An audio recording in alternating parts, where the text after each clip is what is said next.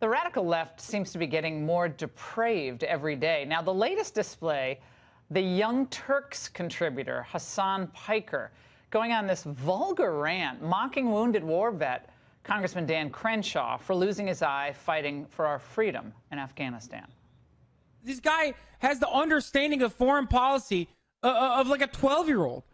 What the is wrong with this dude? Didn't he go to war and like literally lose his eye because some mujahideen, a brave soldier, his eye hole with their? Isn't that how he lost his eye? Because he got his eye hole? America deserved 9/11, dude. I'm saying it. Here exclusively to respond to that vile creature is Texas Congressman Dan Crenshaw. Congressman, what was your reaction when you first heard this?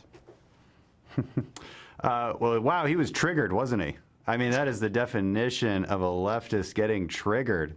Doesn't like what he's hearing. He disagrees with it. Doesn't understand foreign policies. Mentioned something about being 12 years old. Yeah, I have almost 12 years of experience actually deploying overseas. So maybe that's what he meant when he said 12 years. I don't know.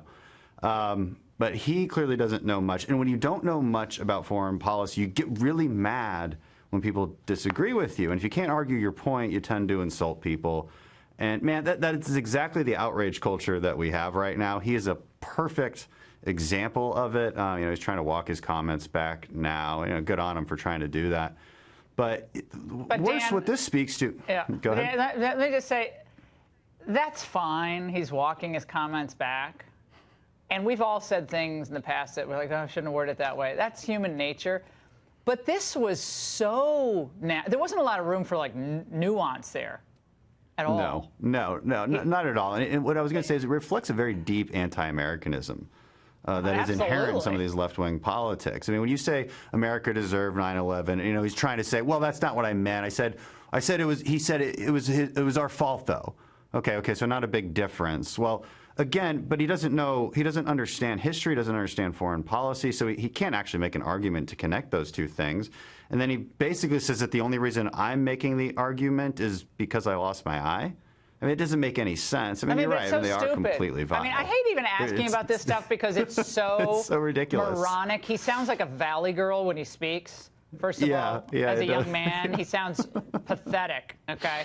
That's number one. And number two, I think we have to also recognize that this is of a piece, I think it's a trajectory of where we're going, sadly, under this president, because they cannot stand the fact that he's done a lot of what he said he was going to do. They can't stand that.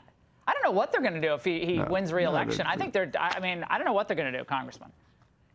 No, I mean, they're triggered constantly. If these small things get them so riled up, imagine what another win in 2020 will do when Trump wins, and I hope he does. Let's watch the meltdown then. But this kind of stuff has to stop. We have to be able to have nuanced conversations. And when you're talking about the Young Turks in particular, they're highly radical, and yet they're given a platform by YouTube TV. Which is something that's incomprehensible to me. This guy, Hasan, was back on the Young Turks just now, actually, talking about those same comments and trying to defend them, and it's ridiculous. Oh, YouTube would never tolerate anything like that from a conservative. I doubt it. I mean, they're deplatforming people all over the place. Congressman, I think it's the first time on the show, I think, and we really appreciate your being here. We need to come back more often. Absolutely. Thank you so much, and say hi to all our friends in Texas.